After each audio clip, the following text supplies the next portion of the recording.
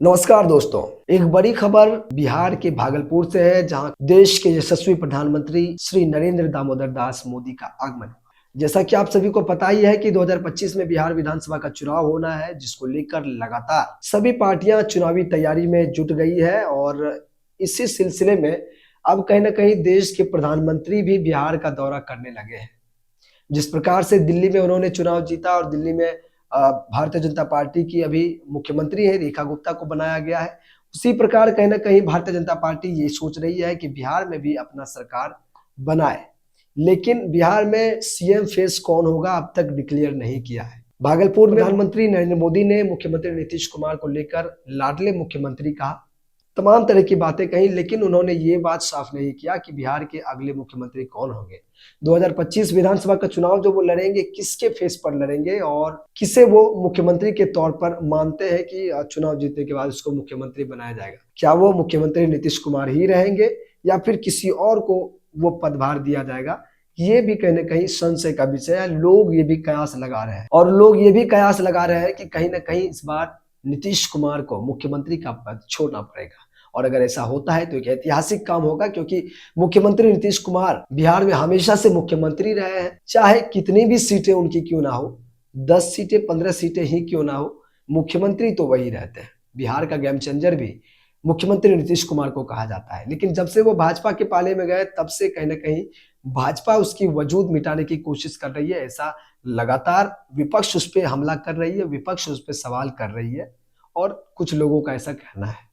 लेकिन आपका क्या कहना है, आप वो हमें कमेंट बॉक्स में जरूर बता दीजिएगा। अभी तो यही बात है कि बीजेपी सरकार ने ये डिक्लेयर नहीं किया है कि बिहार में सीएम फेस कौन होगा, किसके चेहरे पर चुनाव लड़ रहे हैं। अगर ऐसा नहीं होता है तो कह ले कि प्रधानमंत्री नरेंद्र मोदी के चेहरे पर चुनाव लड़ेंगे। और प्रधानमंत्री बिहार का दौरा भी कर चुके हैं, भागलपुर भी बीते दिनों आ चुके हैं। भागलपुर जब पहुंचे थे देश के प्रधानमंत्री नरेंद्र मोदी जी, तो उन्होंने अपना जो है कि भाषण दिया, तमाम तरह के वादा किए, बहुत बड़े बड़े वादा भी किए। सबसे हिट बात जो प्रधानमंत्री नरेंद्र मोदी की रही वो ये रही कि उन्होंने कहा कि पीएम किसान निधि से जो पैसा जाना था, उस फंड से हर किसी के खाते में 2-2 हजार रुपया 19वीं किस्त सभी के अकाउंट में चले गया है। ये बहुत खुशी की बात है।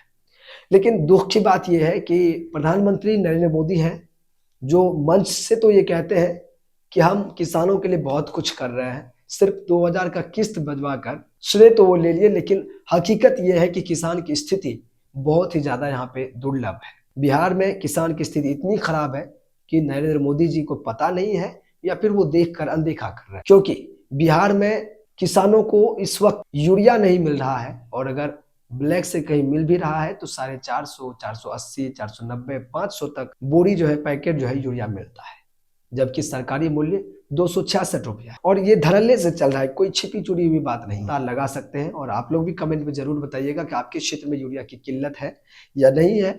अगर है, मिल रहा है यूरिया, तो किस कीमत पे, किस दर पे मिल रहा है? क्या आपको 266 रुपया कुछ पैसा जो सरकारी कीमत है, क्या उसी कीमत पे आपको यूरिया मिल रहा है?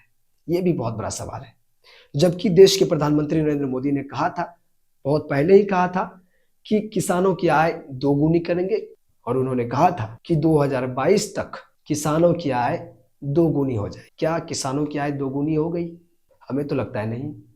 अब बिहार के किसानों पर छोड़ दीजिए।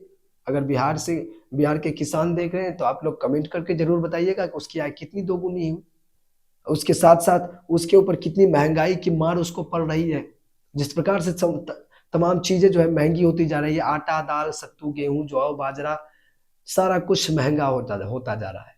और किसानों का जब फसल उगता है, अभी उन्हें खाद की किल्लत होती है, तमाम चीजों की किल्लत होती है, उसके बावजूद वो किसी प्रकार से खेती करते हैं, और जब फसल कटने की बारी आती है, उस समय उसे उचित मूल्य नहीं मिलता है। तो इस प्रकार से कहना कहीं किसानों को जो है कि और भी ज्यादा स्थिति इस प्रकार से दुर्लभ होती जा रही है।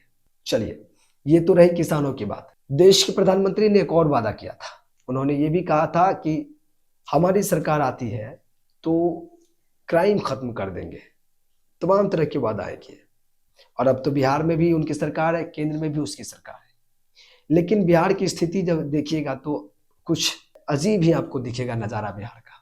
क्योंकि बिहार में आए दिन लूट, हत्या, रेप, बलात्कार, मारपीट हो रही है। और पिछली बार जब प्रगति यात्रा पे नीतीश कुमार जी आए थे, तो उस समय भी एक मामला सामने आया था कि जहां पे मधेपुरा में वो यात्रा में आए थे, उसी दिन उसके यात्रा से 2 घंटे बाद एक लड़की का डेड बॉडी मिलता है। सिर्फ वही नहीं है, अभी भी देख ले तो एक डेहरी निवासी उमरा खान नाम है, 5 वर्षीय बच्ची थी, 55 दिन से लापता थी। उनका बॉडी 55 दिन बाद एक नाले में, पोखर में मिला है। अब जरा सोचिए कि आखिर ये बिहार में किस प्रकार से चल रहा है, कैसे सुशासन की राज।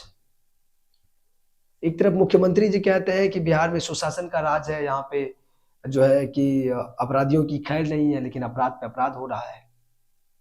बीते दिनों रुपौली विधानसभा के बरहरा कोठी प्रखंड अंतर्गत एक युवती का रेप करके हत्या कर दिया गया, जिसमें अब तक कुछ भी नहीं हुआ। उसके परिवार को कोई इंसाफ नहीं मिला है।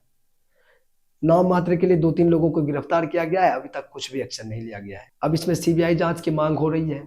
क्या होता है ये भी देखने वाली बात है कि हत्याओं का दौर कहीं ना कहीं सिलसिला जो है लगातार जारी है। तो इससे मुख्यमंत्री नीतीश कुमार पे भी सवाल उठता है, भाजपा सरकार पे भी सवाल उठता है। दोनों की मिलीभगत सरकार है, केंद्र में भी राज्य में भी। अच्छा, प्रधानमंत्री जी कहते थे किसानों की आय दोगुनी होगी, 2022 तक नहीं हुआ। बिहार के किसानों की स्थिति, मखाना को लेकर उन्होंने कहा मखाना बोर्ड की जो सीमांचल में कहीं ना कहीं एक जो है कि स्थापना होना था, वो नहीं हुआ, जिसको लेकर लगातार लोग रोड पर प्रदर्शन कर रहे हैं। जन अधिकार पार्टी कह लें, पप्पू यादव जो अभी कांग्रेस में है, उनके समर्थकों के द्वारा भी जो है कि जिस दिन प्रधानमंत्री जी भागलपुर आए थे, उनके पप्पू यादव के कार्यकर्ताओं द्वारा वहां पे प्रदर्शन किया गया था, रोड जाम किया गया था, सारी दुकान वगैरह को बंद करवा दिया गया था। इस प्रकार से तमाम चीजें चल रही है। और सबसे बड़ी बात तो यह है कि बिहार के किसानों की आय सबसे कम क्यों है? आखिर इतना ज्यादा कम क्यों है? बहुत ज्यादा कम है। इतना ज्यादा कम क्यों है? सरकार इस पे भी ध्यान दे। दूसरी बात यह भी है, बिहार में साक्षरता दर सबसे कम, बहुत ज्यादा कम। आखिर क्यों कम है? ये बिहार सरकार और केंद्र सरकार दोनों की जिम्मेदारी है, और दोनों जगह दोनों की गठबंधन की सरकार है। और बिहार में अगर देख ले, नीतीश कुमार जी कहते हैं कि पूर्ण शराबबंदी, हमने शराबबंदी कर दिया है, लेकिन बिहार में शराबबंदी नाम मात्र की है। आज एक घटना सामने आई है पूर्णिया के डगरवा से, जलालगढ़ से, जहां एक शिक्षक शराब पीकर स्कूल पहुंचते हैं, ग्रामीण विरोध करते हैं।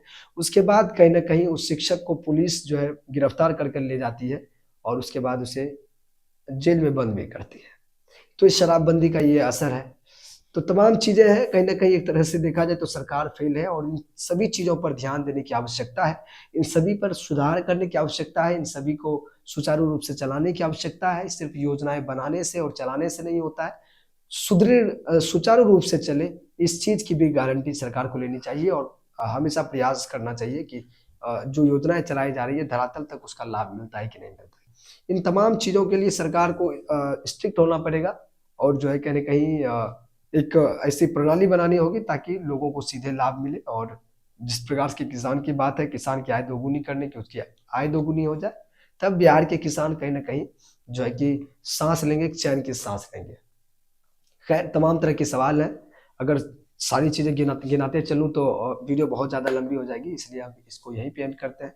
हालांकि इन तमाम चीजों को लेकर आप क्या सोचते हैं, आपकी क्या राय है, अपनी प्रतिक्रिया कमेंट बॉक्स में जरूर लिखिएगा। वीडियो अच्छा लगे तो वीडियो को लाइक कीजिएगा और शेयर कीजिएगा।